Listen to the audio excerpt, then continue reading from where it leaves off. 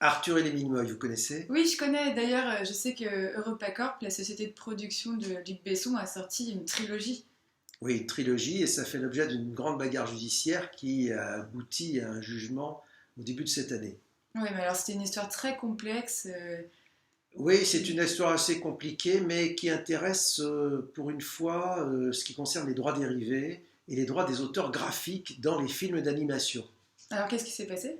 Alors, Luc Besson avait traité d'abord avec les auteurs littéraires, pas de problème, mais avec les auteurs graphiques, il leur a consenti une rémunération forfaitaire plutôt faible, et les auteurs graphiques donc se sont émus puisqu'ils se sont rendus compte que les films étaient très très bien exploités et que notamment il y avait des droits dérivés, il y avait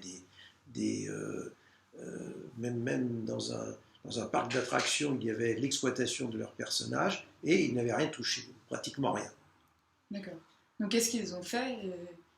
Alors, ils se sont adressés à la justice, ils ont fait diverses réclamations et EuropaCorp, le producteur, a dit bah, écoutez, vous ne pouvez plus rien faire maintenant parce que vous ne pouvez pas demander la nullité des contrats, c'est ce qu'ils demandaient. Les auteurs disaient bon, ben, on considère que les contrats sont nuls parce qu'ils sont forfaitaires et que par conséquent le producteur avait commis des actes de contrefaçon. Donc il réclamait des sommes très importantes au titre de la contrefaçon.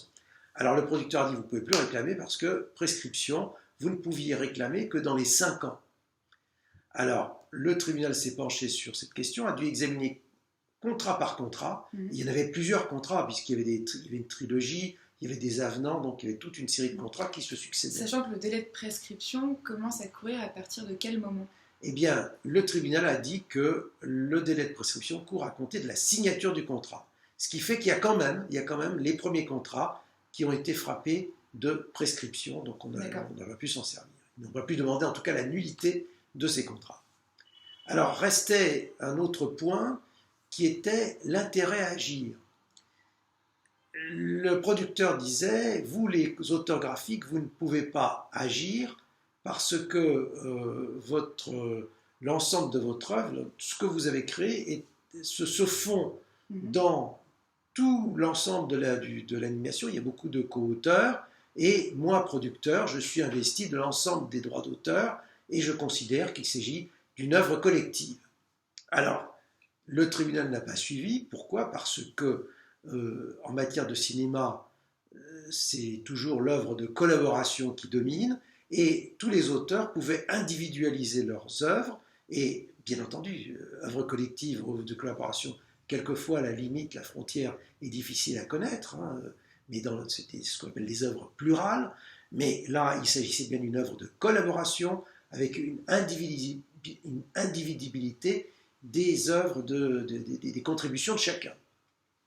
Par conséquent, le tribunal n'a pas suivi le producteur à ce niveau. D'accord, donc à partir de ce moment-là, le tribunal a pu observer les contrats et se prononcer sur le caractère licite ou non du forfait qui avait été voilà, prévu. alors ces questions évacuées, le tribunal s'est penché sur le caractère, est-ce que le forfait est licite en matière de cession de droits d'auteur, puisque la règle, c'est la proportionnalité.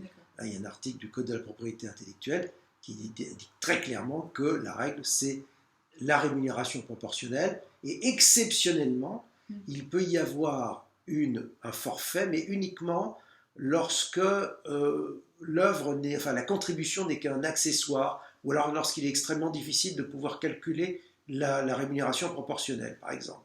Alors le producteur dit, bah, écoutez, vous avez créé des personnages, pour la plupart ce sont des personnages totalement accessoires, ce sont des décors, c'est un environnement dans l'ensemble du film, donc vous n'êtes qu'un petit point, qu'un maillon de l'ensemble du film d'animation.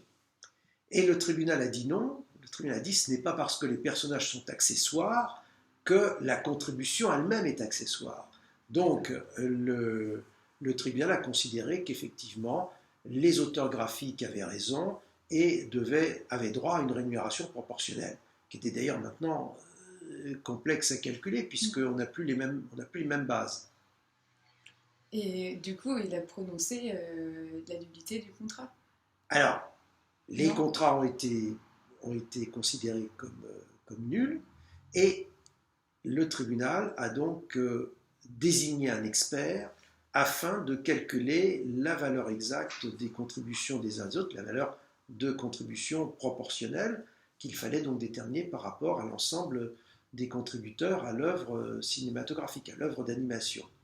Et le tribunal accorde même des provisions à chacun des auteurs, puisqu'il fallait, il est à leur charge les frais d'expertise, mais accorder en contrepartie des provisions pour chacun. Voilà. Donc on verra ça là, par la suite, lorsque l'expert aura rendu son rapport. Très bien. Et merci pour la belle journée.